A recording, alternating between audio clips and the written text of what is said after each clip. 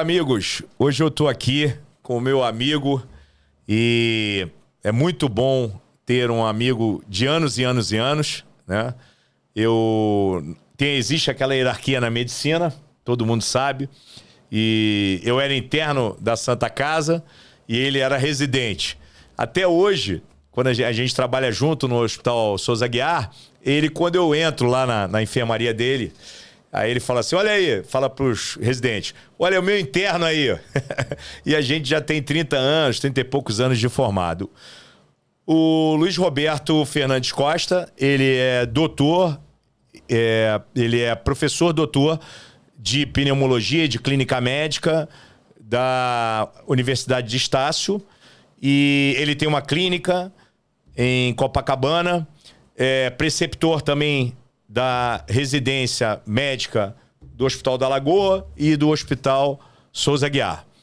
Então, um cara com muita experiência, e eu trouxe ele aqui no sentido da gente bater um papo sobre aquela terceira causa que eu sempre falo, de incapacidade e morte na terceira idade, que são as doenças respiratórias. Nada melhor de falar com o meu amigo pneumologista, que a gente troca figurinhas, manda um paciente para ele manda para mim, enfim. A gente trabalha em equipe já há muitos anos. Luiz Roberto, é um prazer ter você aqui, cara. Muito grande. Prazer meu, Bergson. Queria te deixar assim, a alegria que eu estou de estar aqui, te vendo esse tempo todo depois. Né? A gente que trabalha junto no Souza Aguiar.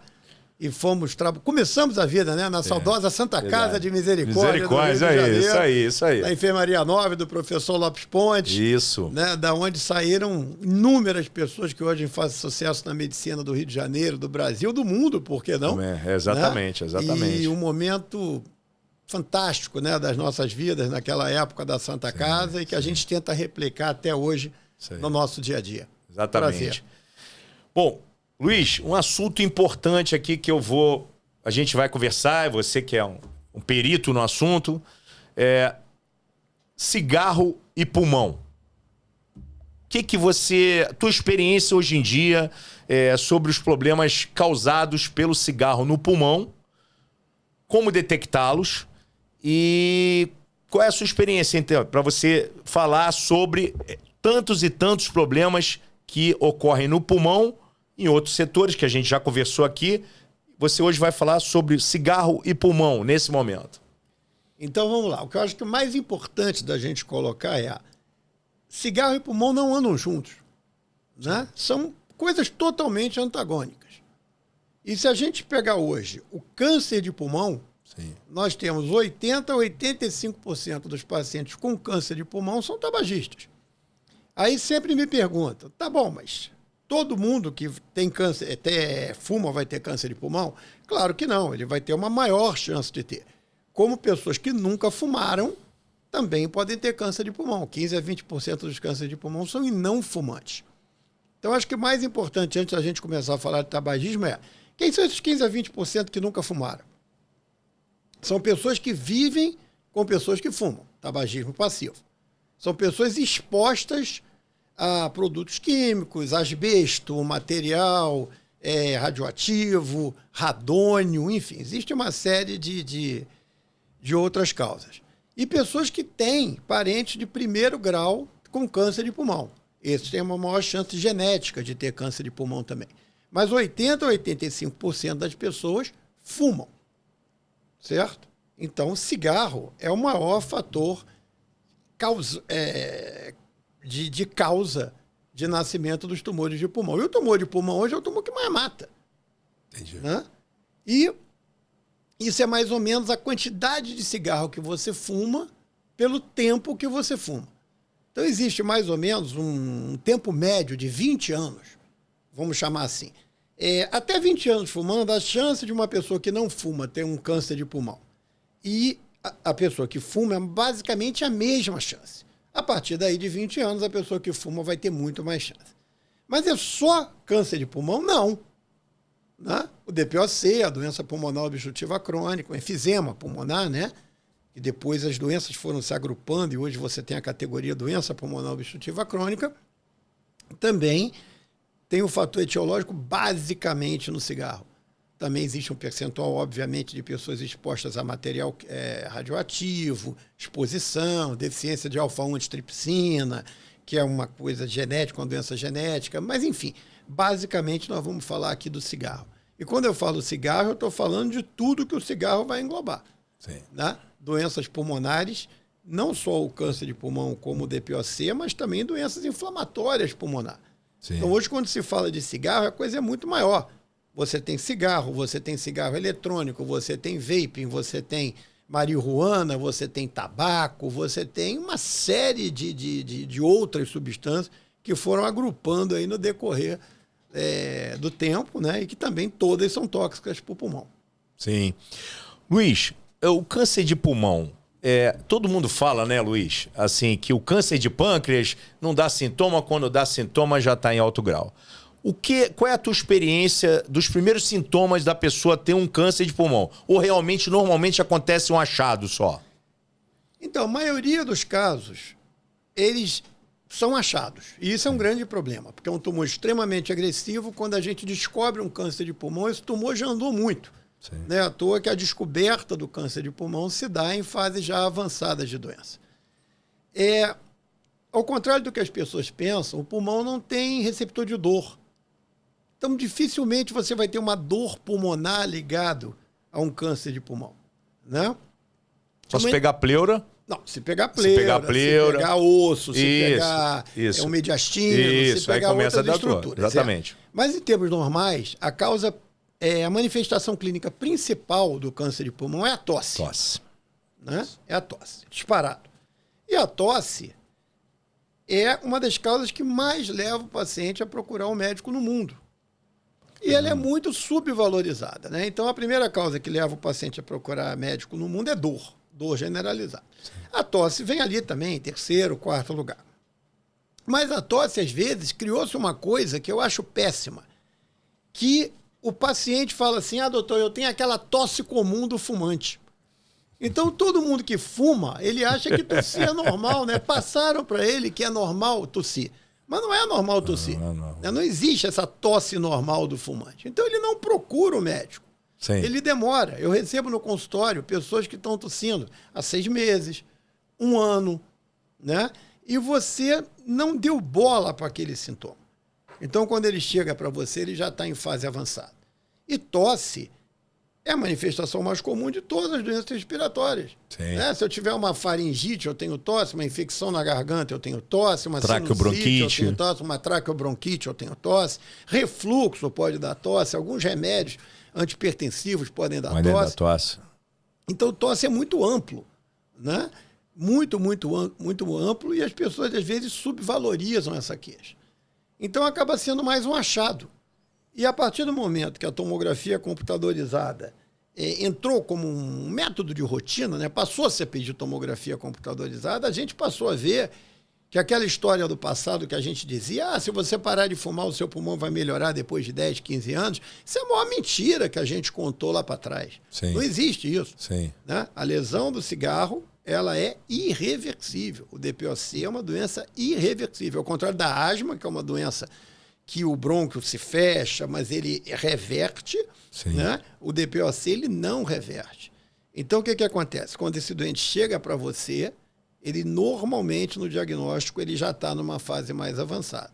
E como hoje se faz muita tomografia, hoje qualquer emergência que você vá, você vai fazer a tomografia. Virou um exame... Como era o raio-x do tórax no passado. Exatamente. Então, eu tenho uma dor no peito, eu vou fazer uma tomografia, eu tenho tosse, eu tenho falta de ar. Às vezes, é até uma coisa engraçada. O doente vai com uma dor na barriga, faz uma tomografia, aparece um nódulo aqui na base pulmonar. Isso acontece muito. Os meus pacientes que são mais idosos, eu já diagnostiquei no último ano 2 tumores de pulmão, dessa forma que ele está falando. E aí ele chega para você e fala, doutor, eu fui lá numa emergência porque eu estava com uma dor na barriga, fizeram uma tomografia, eu tenho um nódulo de pulmão. E isso ficou muito claro também, né? Durante a epidemia do Covid, a pandemia do Covid. O que aconteceu? Todo mundo fez tomografia e apareceram nódulos pulmonares. Sim. E esses nódulos pulmonares, que é um capítulo à parte, existe todo um critério de definição de tamanho, de localização, se são múltiplos nódulos ou não. se tem calcificação ou não, enfim. Esses nódulos pulmonares têm que ser acompanhados. Principalmente se a pessoa for tabagista. Sim. Certo? Independente se ela fuma pouco cigarro, se ela fuma muito cigarro. Eu tenho pacientes que fumam 3, 4 maços de cigarro por dia. Né? Complicado, então, né? Esses pacientes você tem que estar muito ligado e muito antenado na sequência desses nódulos para eles não se desenvolverem e virarem um câncer de pulmão. Sim, sim. Luiz, você tocou na Covid. Luiz,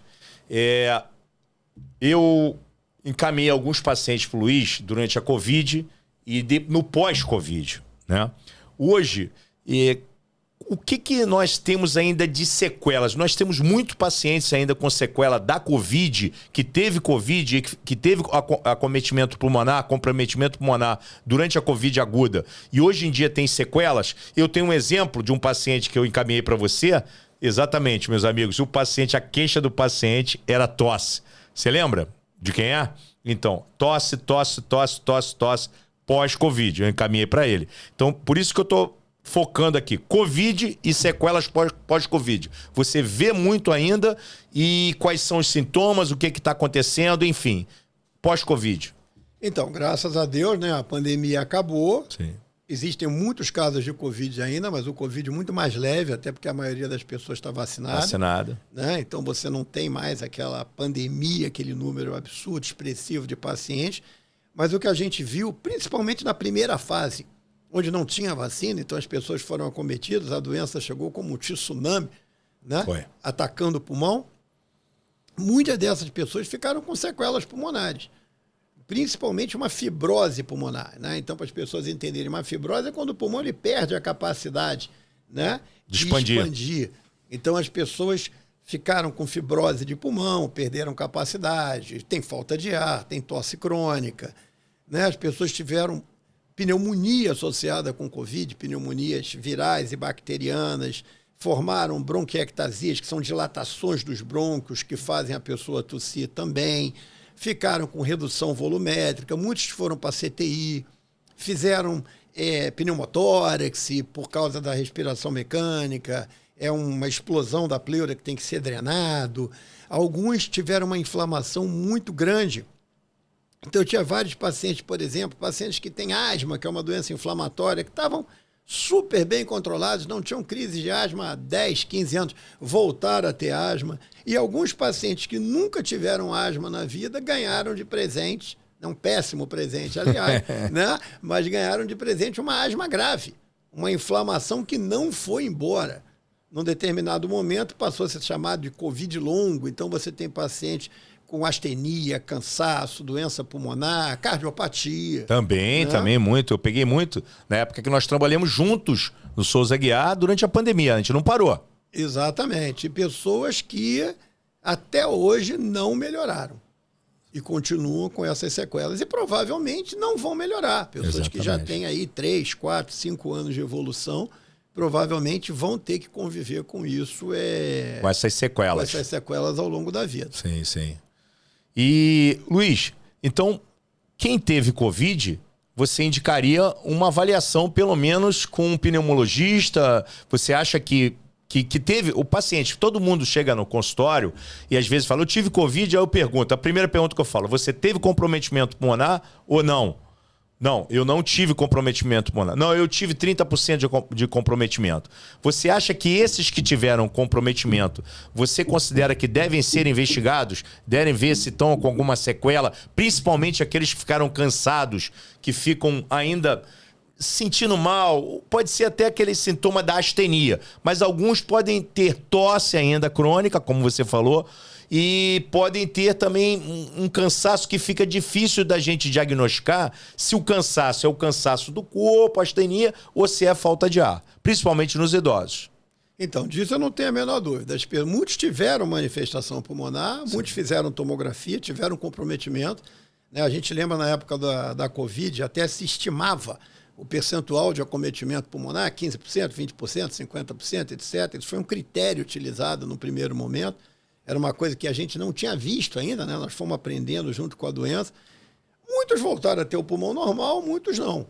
Sim. Então, o que a gente faz São exames que variam desde a espirometria, que é a prova de função respiratória, que é as pessoas conhecem como, eu fui lá e soprei um aparelho, né? Soprei, sopra o aparelho, aquilo mede a sua capacidade, o volume pulmonar, a tomografia, tudo isso precisa ser avaliado, porque o que a gente vê são muitos pacientes ainda que ficaram com sequelas. E como eu te falei antes, não sei se essas pessoas vão melhorar ao longo do tempo. Sim. Né? Alguns estão fazendo fisioterapia, atividade física, etc, mas nem todo mundo conseguiu voltar à sua capacidade. Recuperar a capacidade pulmonar. Eu tenho alguns exemplos de pacientes idosos que, por exemplo, uma paciente minha que era campeã brasileira de natação, caramba, na faixa de 60 anos. Sênior, né? Sênior. E que nadou em campeonatos brasileiros, sempre ganhando medalhas e pódios, e hoje ela perdeu completamente a capacidade de competir. Ela ficou com uma sequela grande. Né? Também um lutador de taekwondo, também da terceira idade, que também foi medalhista e uma série de coisas, também com lesão pulmonar, e você vê que infelizmente essas pessoas não conseguiram recuperar. Então você tem vários exemplos, eu não preciso aqui ficar citando, todo mundo vai conhecer alguém, sim, inclusive, né, com certeza, que teve o Covid, que teve uma manifestação pulmonar e tudo mais. E óbvio que quem fumava pagou um preço também muito maior. Muito maior. Né? Porque já tinha um comprometimento pulmonar. Então uma coisa é uma doença no pulmão que não tem nada. Sim. Outra coisa é uma doença no pulmão que já tem doença. Já tem doença. Né? Então a gente pode extrapolar isso. Eu já tenho um enfisema pulmonar e tenho uma pneumonia, óbvio. Sim. Isso é muito mais grave do que numa pessoa que não tem, né? Então, tudo isso vai associando. Então, pessoal, o que eu quero falar para vocês aqui com o Luiz Roberto é uma coisa importante. Dentro daquela padronização que eu faço, da primeira, segunda e terceira causa, essa é a terceira causa de incapacidade e morte na terceira idade. O enfisema e todas essas situações aqui. Reparem bem como que, para você ter uma longevidade saudável, você precisa estar sempre diminuindo os riscos desses problemas, inclusive dos pulmonares. Ele falou aqui muito do cigarro, muito das situações pós-Covid, do paciente asmático, vai chegar, vai fazer uma avaliação para isso não progredir e não levar ao que a gente fala é um eterno afogamento, não é, Luiz? O paciente efizematoso, se ele fumou, ele chega no DPOC, no efizema, e às vezes ele fica num quadro grave que ele parece que está se afogando para o resto da vida, né? É uma doença que ele fica totalmente incapaz numa fase avançada de doença. Então ele depende não só de pessoas para ajudar, ele depende de cuidador, ele depende de oxigênio-terapia, né? Porque o oxigênio do ar ambiente não é suficiente para ele, ele precisa ter uma oxigênio-terapia suplementar. E esse doente, ele às vezes não consegue trabalhar. Ele passa a ser um doente de alto custo. Alto custo, né? Exatamente. Para a família, para tudo. Ele deixa de produzir e gasta muito mais. Medicações extremamente caras. Extremamente caras. Então tudo isso tem que ser pesado também nessa hora. Evitar ao máximo fumar. Porque uma coisa é certa, se você fumar, vai ter doença pulmonar. Isso aí não temos que discutir. Né? Infelizmente, hoje o que a gente vê é que houve um determinado momento onde o consumo de cigarro ele começou a cair. Isso foi mundial. Sim. O Brasil tem uma boa campanha. Tem uma boa campanha, né, Luiz? A campanha do Brasil é excelente. A campanha do Brasil é excelente, né? Foi feito um dimensionamento muito bom por televisão, por jornal, no próprio maço de cigarro. Existe uma campanha muito grande anti-tabagismo, né? Mas mesmo assim as pessoas fumam. E ao longo dos anos foram aparecendo novos métodos, né? Vamos dizer, novos métodos não, novas formas de fumar, né? Então, no passado, basicamente, você tinha o cigarro. Né? Depois, a maconha começa a entrar também, né? E tenta se vender uma imagem, a maconha não traz doença. É óbvio que a maconha traz doença pulmonar, né? Lembra que a maconha hoje, ela não é a maconha isolada. Nativa, né? Exatamente. Pura. Ela vem cheia de substâncias que ninguém sabe o que tem ali. Exatamente. Né? E também o fumo da maconha, as pessoas dizem, a maconha não faz. Mas faz. Primeiro que você não tem filtro. Sim. Segundo, que aquilo você tem que queimar e a própria temperatura já lesa, né? O brônquio, a via respiratória. Sim. Terceiro, que é uma tendência de quando você faz uso da maconha, de você aumentar a respiração, né? Você puxa com maior intensidade e prende. E prende ainda, prende, isso aí. né? Então, com certeza. Isso tudo aumenta também a capacidade da maconha de fazer doença pulmonar. Então, nós não estamos de maneira nenhuma dizendo que a maconha não faz mal. Óbvio que faz mal, né? E também vai dar doença pulmonar. Hoje eu vejo muito jovem fumando tabaco.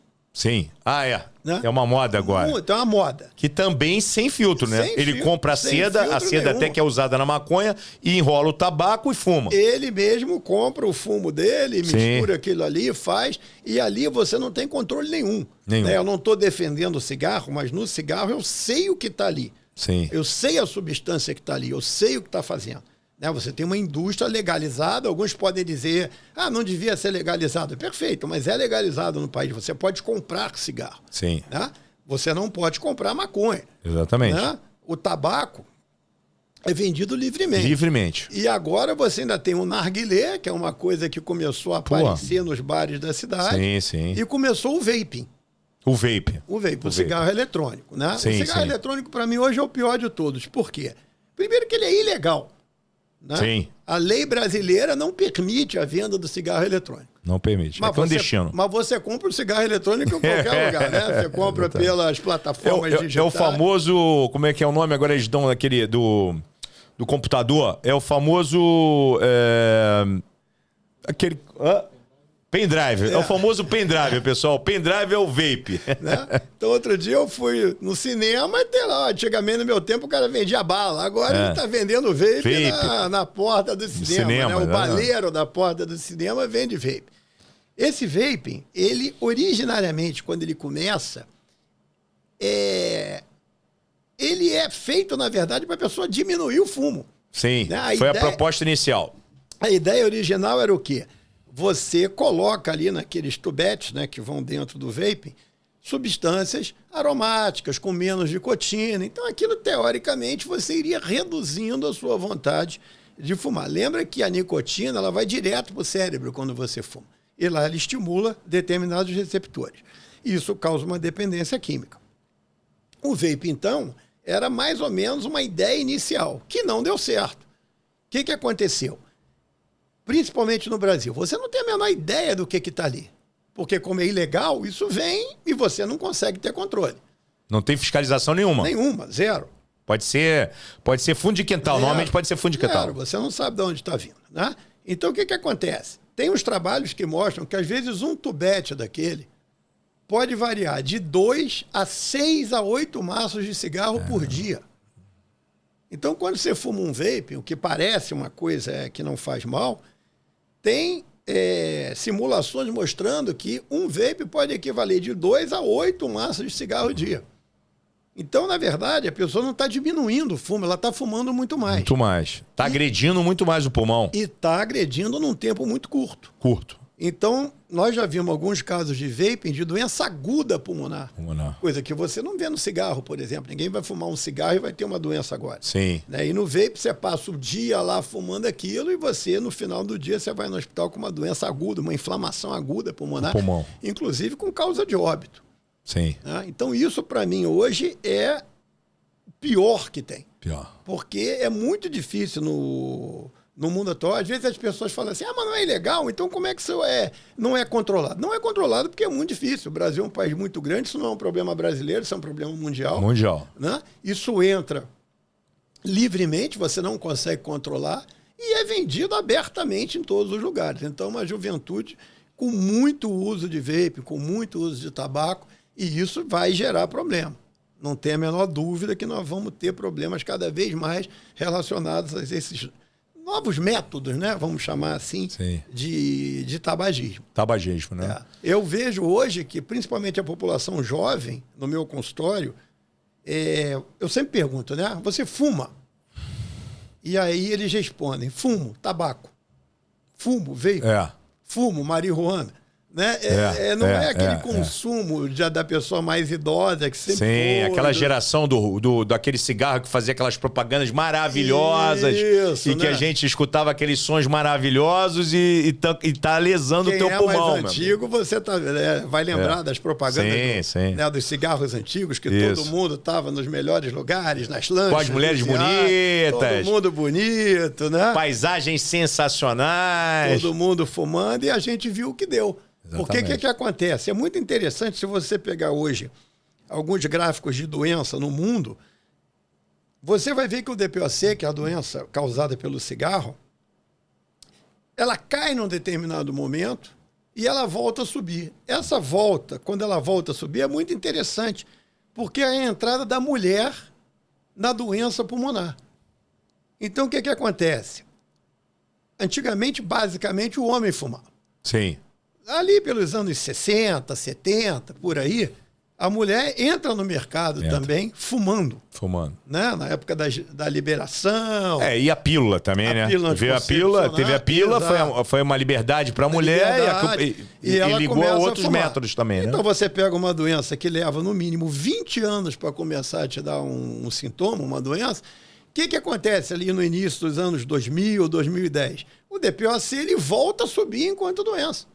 Né? E agora ele volta um pouco a estabilizar. Sim. Mas é uma doença que a gente tem que ter muito cuidado, porque é uma doença incapacitante. Incapacitante. Isso que tem que ficar claro. Isso fica claro. Então, e todos esses novos métodos, né? E a maconha, a marihuana, hoje é um outro problema também, porque a gente vê muito jovem fazendo uso. Esse uso, ele não consegue definir mais ou menos a quantidade que ele usa por dia. Exatamente. Não tem como definir. Não tem. E quando a gente está fazendo uma coisa que não é legal, geralmente a gente tende a diminuir. Sim. Né? Então é muito interessante. Você fuma? Doutor, eu fumo maconha, mas eu fumo só 2 cigarrinhos por dia, né? Tende a botar no diminutivo, tende a diminuir o consumo, tende a diminuir a culpa, talvez, ali, mas você não tem o menor controle disso, né? Então, a longo prazo, é óbvio que isso também traz doença. E a gente tem aumento, inclusive, de infecções fúngicas hoje. Micose no pulmão por causa da maconha. Existe um fungo chamado... É isso que o professor doutor Luiz Roberto está falando aqui, ó. Existe um fungo chamado aspergillus hoje, que inclusive já tem trabalhos mostrando, né? Porque eles misturam esterco, misturam mato, misturam tudo ali. Maconha misturada. Exatamente. Não é a nativa. Não. E isso começa a dar outro tipo de doença pulmonar também. Então, acho que todo cuidado é pouco. O ideal, vamos ser claros, né? O ideal é não fumar. Não fumar, pô. Não fumar. Não fumar. O recado aqui é para não fumar. Por quê? Qualquer tipo desses que foram relacionados aqui pelo doutor Luiz Roberto, ele vai levar aquilo que a gente não quer, que não ter uma longevidade saudável. Por quê? Se for prolongado, você vê, e os sintomas vão começar 20 anos depois. Quer dizer, você pode ficar ali 20 anos, não, eu tô numa boa, o cigarro não tá fazendo mal para mim. E tá fazendo. Tá aqui, perito no assunto. Luiz, uma outra situação que é muito importante na sociedade, principalmente no Brasil, a tuberculose. Como um paciente se manifesta com tuberculose? Qual é a tua experiência hoje em dia? Qual é a classe social ou é indiscriminadamente todas as classes? Ou depende de pacientes que têm uso de alguns remédios que baixam a imunidade? Ou pacientes que têm HIV? Ou pacientes que têm outras situações? Tuberculose pulmonar. Bebex, aí você fez uma pergunta que tem... tem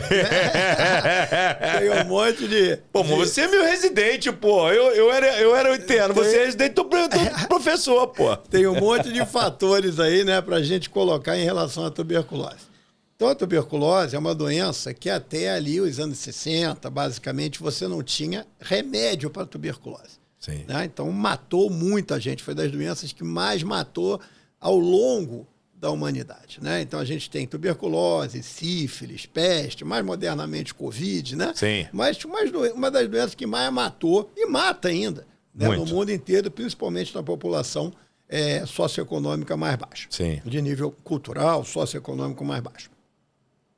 É uma doença que no passado A única coisa que se sabia da tuberculose era você tinha que isolar o paciente, deixar ele longe das outras pessoas, porque é uma doença facilmente transmissível, né, pelas gotículas. Quando você fala, você está falando, a gotícula está saindo, então a transmissão é através das gotículas. E sabia-se também que o micobactéria da tuberculose, o causador da tuberculose, ele precisa de oxigênio. Sim. Então você mandava o doente para onde tinha menos oxigênio. Isso. Né? Por isso você tinha os sanatórios. Aquelas clínicas no alto, Friburgo, normalmente. Friburgo. Correia, Aqui no Alto da Boa Vista tinha Alto uma. da Boa Vista. Então você basicamente colocava o doente isolado. A partir de um determinado momento chega a rifampicina, chega a isoniazida, os remédios que começam a tratar, e isso vai modificando o curso da doença. O número de pacientes com tuberculose vai ficando mais ou menos estabilizado. É uma doença que nunca sai de cartaz, vamos dizer assim, infelizmente, principalmente no Brasil, um país com todas as dificuldades sociais que nós temos. E a partir do momento que você tem mais aglomeração, é muito mais fácil a doença disseminar. Sim. Né? Então, hoje, infelizmente, o que você tem no Brasil? Comunidades, locais onde moram muitas pessoas em condições totalmente insalubres. Então, uma pessoa contaminada vai contaminar as outras pessoas também. Sim. Né? Então, isso é Vai numa progressão. Vai numa progressão. Então, o Rio de Janeiro, por exemplo, há vários anos que ele vem com um número muito elevado de casos novos de tuberculose. Né? As pessoas podem dizer, tá bom, mas tem tratamento? Tem tratamento. Você vai lá, faz o exame de escarro, dá positivo, você faz tratamento e fica bom. Tratamento de, no mínimo, 6 meses. 6 meses de tratamento, mais ou menos. 6 meses. No mínimo, com 4 remédios diferentes. Que né? tem efeitos colaterais. 4 substâncias diferentes. Quando você tem o início do HIV ali nos anos 80, por ali, é uma grande baixa de imunidade dessas pessoas, e a tuberculose aproveita também, né, para voltar, não só casos novos, como pessoas que já tinham tido contato antes, reativam doença, etc, etc, etc.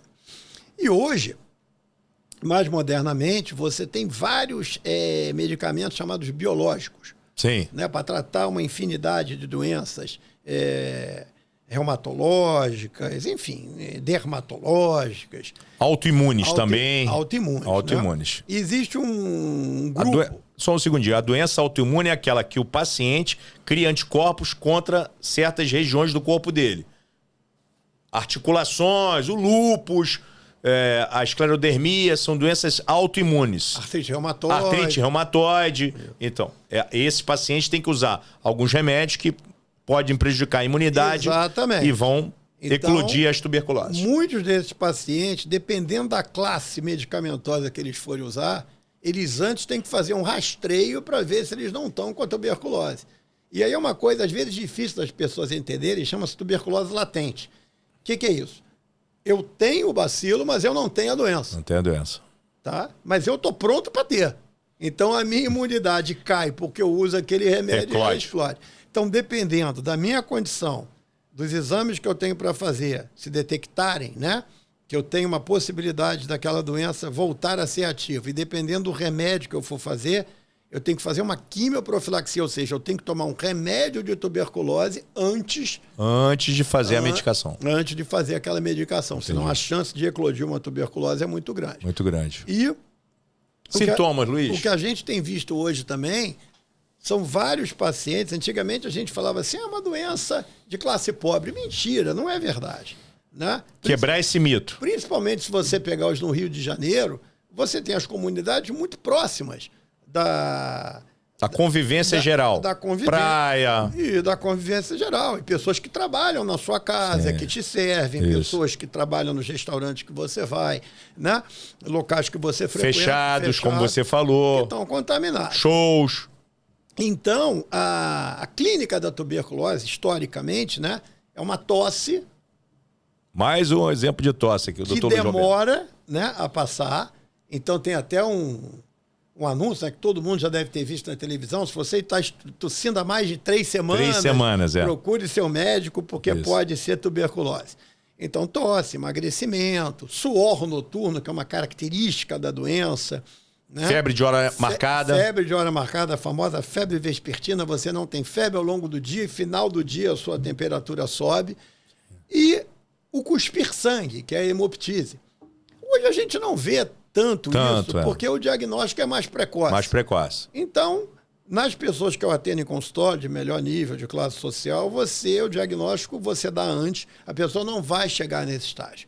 Mas, infelizmente, a gente vê no hospital que a gente trabalha, no hospital público, muitos pacientes com HIV que abandonam o tratamento, moradores de rua, né, pessoas totalmente em condições insalubres, que infelizmente ainda morrem de tuberculose. Então o número de mortes de tuberculose mundial ainda é muito grande. É elevado. Muito elevado, principalmente nos países subdesenvolvidos. Sim.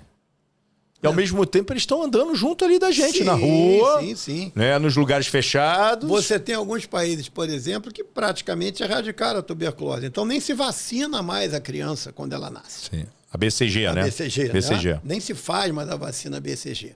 Mas no Brasil, ela é obrigatória para proteger a criança contra formas graves, né? A tuberculose que pode dar na meninge, aqui no cérebro, a tuberculose óssea. Então, a tuberculose não é uma doença só pulmonar, ela também tem formas extrapulmonares. E o tratamento hoje todo é feito pelo Ministério da Saúde, nos postos de saúde, nas clínicas de família. Então não existe, eu não vou tratar um paciente, ele vai comprar o remédio da farmácia? Não vai.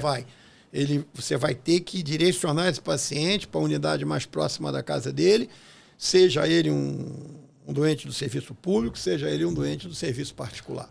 Ele vai no Dr. Luiz Roberto, examina, tem suspeita, ele vai pedir os exames e aí, para o tratamento, o Dr. Luiz Roberto vai encaminhar, ou eu, ou qualquer outro médico, também para a unidade de saúde pública para ser tratado e pegar o remédio. O remédio não vende na farmácia. E como toda doença respiratória infecciosa, o contágio da doença se dá através de saliva, né? Então, não é só o contato direto. Eu estou falando aqui, a gotícula está indo lá, como a gotícula está vindo em mim. Então, vamos dar um exemplo. Você está no metrô, isso, né? metrô. Tá todo fechado, ar-condicionado, mas isso vale, avião, isso ônibus. Vale para tuberculose e vale para qualquer doença respiratória, né? O Covid, as doenças respiratórias, enfim, tudo isso aí faz parte da disseminação dessas doenças respiratórias e a tuberculose, infelizmente, no nosso país, ainda continua com uma mortalidade muito elevada e com números muito altos que a gente já podia ter diminuído isso ao longo do tempo. Sim, com certeza. Luiz, mas também a tuberculose deixa pulmão sequelado e vai diminuir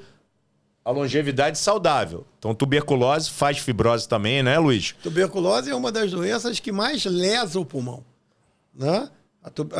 Ao contrário da pneumonia, que caracteristicamente, você tem uma pneumonia, tem todos os problemas relacionados, febre, tosse, dor, falta de ar, às vezes pode ser internado e tal, mas o seu pulmão vai tender a voltar ao normal, né? Já a tuberculose, a grande maioria delas vai deixar sequela. Vai destruir um pedaço de pulmão, vai fazer alguma lesão pulmonar, você vai perder a capacidade pulmonar. Isso no jovem, às vezes, não vai fazer tanta diferença, mas na pessoa idosa, a perda da capacidade respiratória influencia muito. Muito. Na qualidade de vida qualidade de vida. E em toda aquela estrutura em volta que você falou lá do efizema também. Exatamente isso. Outra coisa, Luiz, vamos agora para um assunto que está em voga muito, que é a vacinação. Então a gente tem a vacinação para gripe, a gente tem a vacinação da Covid e tem outros tipos de vacina. Eu queria que você falasse sobre vacinação sob o ponto de vista do sistema respiratório. Para aquele paciente o idoso que não tem DPOC, o idoso que tem efizema, todas essas classes, como que você utiliza essa gama de vacinas? Então, as vacinas evoluíram muito, né? Sim. Ao longo do tempo também. Você hoje tem várias vacinas que o paciente vai ter que fazer. Eu sou um entusiasta da vacina, né? Eu brinco até que... eu também. Quando o Covid chegou, eu fui um dos voluntários lá, né? A primeira vacina, que é do Covid... Coronavírus? Não, eu fui da AstraZeneca. Da AstraZeneca. Né? Fui lá, fui voluntário. Não tomei a primeira dose, foi o placebo que eu tomei, né? Mas a minha esposa tomou a primeira dose, porque ela foi também voluntária. Então, as vacinas vieram para salvar vidas e para evitar doenças. Então, hoje, eu te diria que o Rio de Janeiro, inclusive, tem o Supercentro Carioca de vacina. Sim. Ali em Botafogo. Botafogo. Né? Ao lado do Clube Botafogo, onde era o antigo Hospital Rocha Maia. Né? Sim. Rocha Maia, o antigo, perto do Pinel também. Isso. E ali você pode ir, que eles fazem a atualização vacinal de forma muito correta, é um serviço fantástico. Todos os meus pacientes que vão lá voltam maravilhados como o serviço público funciona tão bem. Né? Agora, nem todas as vacinas são ofertadas gratuitamente. Você tem alguma gama de vacinas que você tem que pagar por elas, são vacinas mais novas. Sim. E que são mais dirigidas a pessoas de mais idade. Sim. Então, o que eu diria hoje é, primeiro, vacina contra a gripe. Essa todo mundo tem que tomar. Não tem jeito. Gripe. A não ser que tenha uma alergia, que já tenha tido alguma reação muito importante, né? O número de reações é muito pequeno, é uma campanha antivacinal, sem noção nenhuma, mas enfim. Exatamente. Né? Mas não vamos entrar nesse assunto. Mas então a vacina da gripe, todo mundo tem que tomar. Essa vacina é ofertada de graça. De graça. Então nada justifica uma vacina ser dada de graça e você ter 30%, 40% da população só que vai lá tomar. Não existe isso. Não existe. Né? Isso é uma coisa obrigatória. Obrigatória. Ah, mas eu não quero ir no serviço público. Problema nenhum. Você pode tomar em qualquer clínica de vacinação. Sim. Hoje, inclusive, farmácias estão vacinando. Com boa qualidade. Laboratórios estão vacinando Sim. também, agendados. Então, você tem vacinas que são ofertadas publicamente e você tem vacinas que você pode pagar, as próprias vacinas da gripe. Né? Sim. Existe agora uma acima de 60 anos, que é uma vacina para gripe de alta concentração, chamada. Eu, inclusive, como já passei dos 60, esse ano, né, eu já tomei essa nova. É uma vacina com maior concentração, mais turbinada, vamos dizer assim, com proteção maior. Então, elas variam de vacinas trivalentes, que pegam 3 cepas de vírus, vacinas tetravalentes, que pegam 4 cepas de vírus. Então, ninguém tem que discutir a vacina da gripe. Do influenza. Vacina do Covid também ninguém tem que discutir. Toda vez que tiver uma nova vacina contra as novas variantes que vêm, né, o maior erro do mundo é achar que o Covid acabou. O Covid não acabou. Não acabou. O Covid, graças a Deus, ele diminuiu. O grau, né, de infecção, diminuiu o número de casos, mas também pela vacina. Então, toda vez que você tiver uma nova vacina, você tem que tomar. A vacina da pneumonia, isso aí. Né, que hoje está muito bem estabelecida. Sim. Então também está liberada praticamente para todas as idades. Não existe mais um critério, só acima de 60, acima de 70. Não. Hoje as pessoas podem tomar. Essa vacina, na clínica privada, agora você tem uma vacina chamada Pneumo 20, essa é paga. Essa chegou tem um ano e meio, mais ou menos, tá? Ah, mas eu não quero pagar pela vacina. Não tem problema nenhum. Você vai nos centros de vacinação públicos e você vai tomar um esquema com vacinas 13, 23, que era o que se fazia até um ano atrás. Sim, a pneumo 13 e a pneumo 23. Tem a pneumo 15 também. Ah, eu quero tomar dose única. Ótimo, eu vou tomar a pneumo 20. Eu quero tomar como era antigamente, eu não quero pagar. Tá lá. Então não temos também que discutir a vacina da pneumonia, porque isso diminui muito, né? E eu tenho uns pacientes que são muito engraçados que falam para mim assim, doutor, o que mata o velhinho é pneumonia. Né? Porque todo mundo que você conhece, e quem que morreu? Morreu de pneumonia. Morreu de pneumonia. Estava internado, morreu de pneumonia. Então, assim, a vacina de pneumonia ninguém discute. Uma outra vacina que é relativamente nova é a vacina contra o herpes zoster. Sim, né? Essa é muito importante. Né? O herpes zoster, não tanto pelo pulmão, sim, né? Porque não é um vírus que ataque tanto o pulmão, sim, né? Mas isso é o vírus da catapora, que ele nunca morre, ele fica lá incubado em você, lá. E quando a sua imunidade cai, ele volta como o herpes zoster, ataca o nervo, pode dar muita dor. Então a vacina também... Rosto. Às vezes pega o rosto, pode dar uma dor lancinante. O herpes zoster pode dar uma dor crônica, incapacitante também, não é? Exatamente. No pós-herpes zoster. E pode pegar o ouvido, o olho, qualquer parte do corpo. Então é uma vacina também que tem 2 doses. Sim. E que obrigatoriamente tem que tomar. Mais recentemente ainda apareceu um vírus que já era conhecido, que era o vírus sincicial respiratório. Eu falo muito isso do vírus sincicial. Então, era um vírus que, quando a gente aprendeu ele na faculdade, ele basicamente gostava de criancinha. Sim. Né? Então, a gente via as criancinhas que nasciam com as infecções brônquicas, as chamadas de bronquiolite, eram causadas pelo vírus sincicial respiratório. Esse vírus, com todas as mudanças aí do mundo, né, climáticas e de tudo mais, acabou aquela história que a gente ouvia, esse vírus só dá no hemisfério norte porque lá é frio, esse vírus não vai viver no calor do Brasil. Mentira, a gente está vendo que isso não tem verdade nenhuma, os vírus conseguem, né, fazer mutações e bypassar tudo aquilo que a gente pensava. E de 15% a 20% dos pacientes de POC com enfisema nos Estados Unidos hoje são infectados pelo vírus sincicial respiratório. Sim. Então você tem uma vacina que chegou agora também, é uma vacina que você deve tomar uma dose a cada 2 ou 3 anos, ainda há um pouco de discussão disso, tá? Mas nada menos que 2 anos. É uma vacina também que já existe e que deve tomar. E muitas pessoas idosas hoje passaram também a ter o netinho como companhia. Sim. Né? O netinho mora na casa. Toma conta do netinho para os pais trabalharem. Busca na creche, volta. Isso. Então existe uma doença também chamada coqueluche.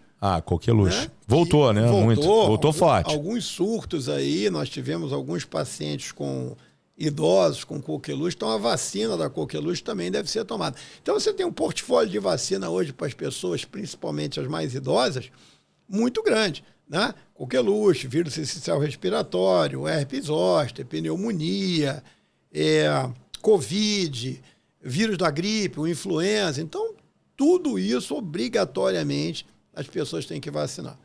Tá? Não há por que não vacinar. Sim. E eu falo muito para os meus pacientes assim, os pacientes às vezes falam para mim assim, doutor, e se eu não vacinar? Eu falo, se o senhor não vacinar, o senhor tem uma grande chance de morrer. Exatamente. Vacina tem que tomar, meu amigo. Não tem jeito. Isso é papo pra boi dormir que vacina não tem que tomar. Tem que tomar vacina. O doutor tá falando, especialista. Tem uma grande chance de morrer. Né? Você tem que falar pro cara de forma que ele entenda claramente. Exatamente. Ele entenda claramente. Né? Então as pessoas gastam dinheiro com um monte de coisa, mas na hora de tomar a vacina as pessoas têm uma dificuldade. Mas eu acho que isso, com campanha, isso demora, né? Isso não é uma coisa fácil. Então você tem que fazer. O Brasil tem um SUS vacinal fantástico, né? Elogiado. Exatamente. Pelo mundo inteiro. Então não há motivo para não se vacinar em todas as esferas aí, as pessoas se protegerem de doenças que são evitáveis. Sim, né? com certeza. E que matam. Matam. Né? Exatamente isso. Luiz, para falar agora a gente vai misturar coração com pulmão. Agora que a gente vai fazer o jogo, a tabelinha.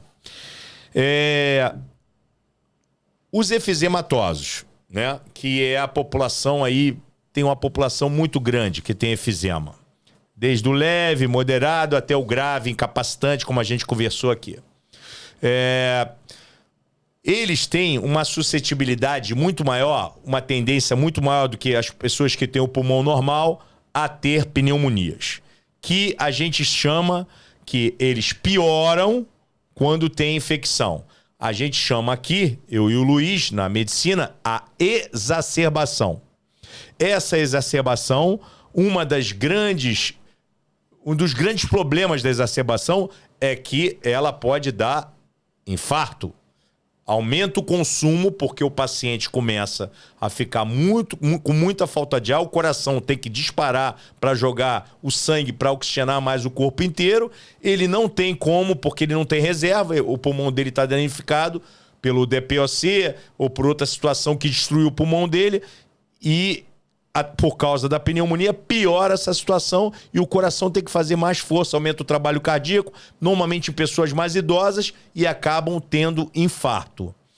Então, eu falando aqui com o meu colega pneumologista, Dr. Luiz Roberto, vai me dizer, existe uma maneira de diminuir essas pneumonias nos pacientes com DPOC?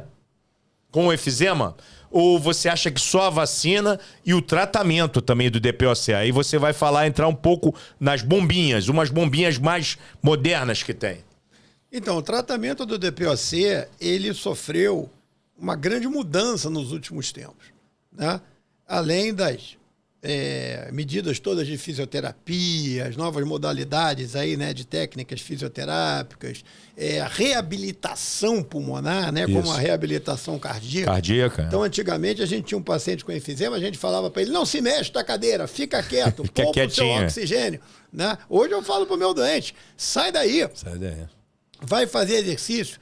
Né? Então, a coisa boa... Dentro da limitação dele, mas tem que fazer. Evidente, né? Mas todo mundo tem que fazer exercício, né? Sim, sim, então, com certeza. Exercício é o maior remédio. Eu vejo meu paciente lá pedalando na academia, andando. Não precisa andar rápido, andar um pouco, subindo uma escada, fazendo uma atividade física. Então, a reabilitação pulmonar é muito importante. A vacina é muito importante.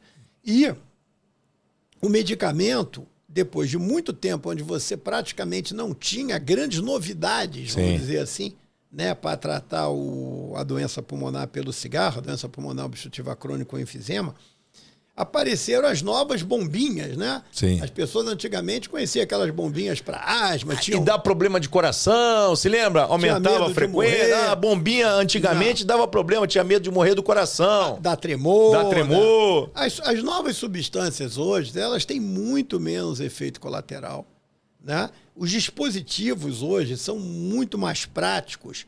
Então, você tem dispositivos que você só abre, faz um clique ali, você aspira um pó que sai dali. Tem remédios com um produto, com uma substância, tem remédios com 2 substâncias e tem remédio com 3 substâncias. Então, às vezes, só numa aplicação eu coloco 3 substâncias ao mesmo tempo. Anti-inflamatório, broncodilatadores. E isso melhora muito. E isso você vê o paciente falar para você. Eu tenho paciente que fala para mim, doutor, depois que eu usei esse remédio, minha vida mudou.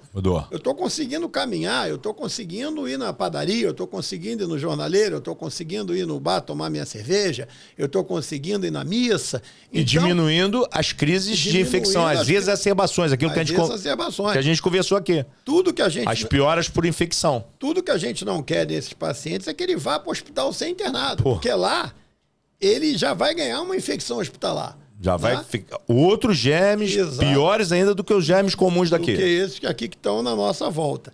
Então, toda essa terapia nova melhorou. E agora estão chegando também os biológicos na pneumologia. Então, o que eu falei aqui para o enfisema serve para asma. Sim. E agora, mais modernamente, são medicamentos do tipo injetáveis, né? Canetas subcutâneas, como os remédios novos para obesidade, para emagrecer, para diabetes. Exatamente. Também estão chegando. São os inibidores da interleucina. Interleucina são mediadores inflamatórios potentes, né, causadores da inflamação, e esses remédios inibem as interleucinas. Então, nós temos inibidores de interleucina 3, 4, 5, 13, remédios novos que estão começando a ser usados em casos mais graves de pacientes asmáticos que não melhoram com a terapia habitual, de pacientes enfisematórios que não melhoram com a terapia habitual. Isso não tem mais volta, né? Eu costumo falar para os meus residentes que a medicina futura é uma medicina de caneta. As pessoas vão fazer a aplicação daquilo, né? Essa coisa para poder melhorar do efizema, da asma brônquica, também do DPOC. DPOC. Essa coisa são novos tratamentos. Novos tratamentos, né? O comprimido, como a gente aprendeu, vai ficar... vai ficar meio... Né? Para trás, nessa área, né? E a gente vê hoje alguns termos novos que foram se aplicando na medicina, né? Medicina individualizada. Medicina de precisão. Né? Então, você hoje tem, no meu tempo, no nosso tempo, né? Você tinha um tumor de pulmão e todo mundo usava o mesmo remédio. Óbvio que isso não ia dar certo. Exatamente. Né? Hoje você tem um tumor de pulmão, a gente sabe que ele produz uma molécula X, aí você tem que entrar em biologia molecular, em imunologia, etc, etc. E aí o que você vai ter? Eu vou ter um remédio específico para esse tumor de pulmão que produz essa substância, Então a medicina vai ficando cada vez mais de precisão, mais individualizada. Né? E esses são termos novos. E isso está chegando também na pneumologia, na parte de asma e DPOC. Então você vai ter determinados pacientes que não vão responder só à medicação tradicional, e vai precisar disso. Isso é caro? É caro, está começando, os convênios estão começando a aceitar, alguns já estão pelo SUS. Sim. Né? Então Mas depois vai barateando também, como tudo. Vai quebrando patente, outras empresas brasileiras vão fabricando e vai criando. Então é o futuro, as canetinhas também para pulmão. E isso é uma revolução na parte médica, né? Porque hoje se fala em todas as doenças, praticamente, a gente está vendo o surgimento dessas novas terapias, né? Então, eu acho muito importante que as pessoas saibam que as doenças hoje são muito melhor controladas do que no passado. Com certeza. Umas últimas considerações que eu quero fazer aqui a respeito, que eu sempre falo aqui, eu trago colegas que são... Nós formamos uma grande equipe de colaboração mútua, cardiologista, geriatra, com pneumologista, trouxe aqui o cirurgião, doutor Amin, trouxe o urologista, doutor Daniel, e vou trazer outras pessoas, no sentido de que, mas todos que eu trago para aqui têm uma característica que é a minha característica. Eles não saem da medicina tradicional. Eles fazem a anamnese, é aquilo que você pergunta para o doente, você sabe a história da família dele, depois ele parte para o exame físico, ele examina, ausculta o pulmão, ausculta o coração, verifica a pressão, vê os pulsos, e depois ele vai pedir os exames que são complementares. Eles não são o diagnóstico. Não pode pular essas etapas. Todo mundo que eu trago aqui é tradicional, faz isso. E usa também muita tecnologia, mas usa a tecnologia junto com isso. Isso é muito importante. Eu trouxe aqui um professor doutor Luiz Roberto Fernandes Costa, pneumologista, com grande experiência, e ele faz esse tipo de medicina. Promove também muita longevidade saudável, tratando o pulmão. Os pacientes que chegam com falta de ar, os pacientes que chegam com tosse, que são as queixas principais dos pacientes que procuram um pneumologista, procuram um clínico, procuram um cardiologista, eles têm que ser examinados dessa forma. Anamnese, questionário, exame físico e os exames complementares. Isso não é uma medicina antiga.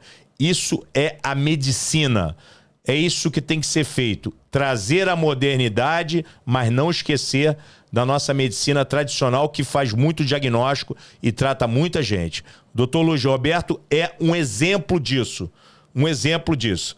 E também é um grande amigo. E eu fui interno dele. Ele era o meu chefe quando eu era mais novo. E somos amigos. E eu acho que essa amizade transferiu e trouxe ele aqui. Espero que a gente vai ter outras oportunidades para falar de problemas mais novos, mas a gente tocou realmente em problemas muito importantes respiratórios que diminuem a longevidade saudável. Então, e só para terminar, o que eu queria falar Sim. A base da medicina é essa e jamais vai deixar de ser. Jamais. Jamais vai deixar de ser. Né? O exame físico, a boa história, aquele tempo que você fica com o doente, que você faz, inclusive, amizade com o doente, né? Sim. Você começa a conversar com ele, com o paciente, você começa a quebrar aquela primeira barreira.